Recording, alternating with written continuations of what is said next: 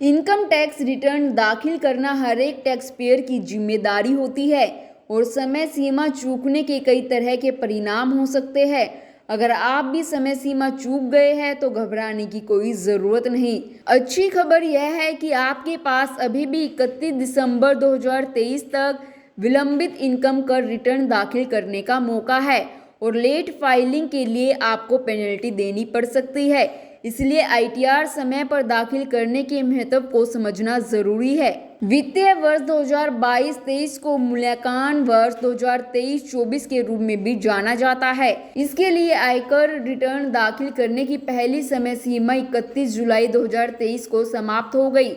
जो tax payer इस समय सीमा को पूरा करने में असमर्थ थे, उनके पास अब अपना आईटीआर दाखिल करने के लिए 31 दिसंबर तक का समय है। विशेष रूप से 31 दिसंबर की समय सीमा सभी करदाताओं पर लागू होती है जिनमें व्यक्ति, निगम, ऑडिट कराने वाले और ऑडिट ना कराने वाले लोग शामिल हैं। हालांकि व्यक्तिगत करदाता जो नियत तारीख से पहले अपना रिटर्न दाखिल करने में विफल रहते हैं, उन पर देर से दाखिल करने का शुल्क लगाया जाएगा। जो लोग समय सीमा चूक गए उनके लिए जुर्माना 5,000 रुपये है। जिन करदाताओं की कुल आय 5 लाख रुपए से कम है, उन्हें केवल 1,000 रुपये का कम जुर्माना देना होगा। इसके अलावा अगर करदाता अपना रिटर्न देर से दाखिल करते हैं तो उनसे सेक्शन 234A के तहत ब्याज लिया जाएगा। इस ब्याज की गणना अनपेड टैक्स की राशि पर हर महीने या महीने के कुछ हिस्से के लिए 1% की दर से की जाती है। आईटीआर दाखिल न करने पर गंभीर परिणाम हो सकते हैं।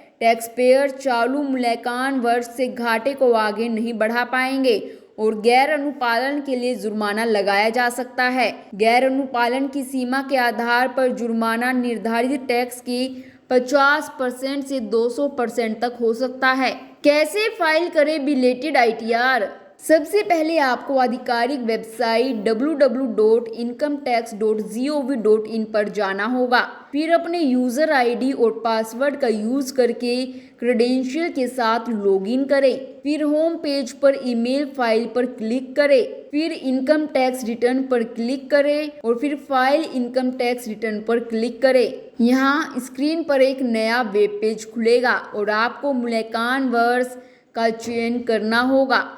फिर फाइलिंग का तरीका चुनें, यानी ऑनलाइन और ऑफलाइन। बिलेटेड आईटीआर दाखिल करने का ऑनलाइन तरीका चुनें और आईटीआर टाइप चुनें 139(4) विलंबित आईटीआर जारी रखें पर क्लिक करें और एक नया वेब पेज खुल जाएगा।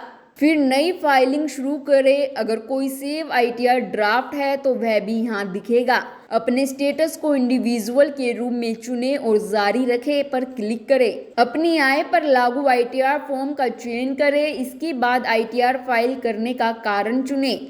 यहाँ आपको संदर्भ के लिए छूट सीमा से अधिक कर योग्य आय का चयन करना होगा। फिर एक नया वेब पेज खुलेगा जिसमें आपकी व्यक्तिगत जानकारी, सकल कुल आय, पहले से भुगतान किए गए कर और कुल कर देनदारी जैसे पहले से भरा हुआ डेटा दिखाई देगा।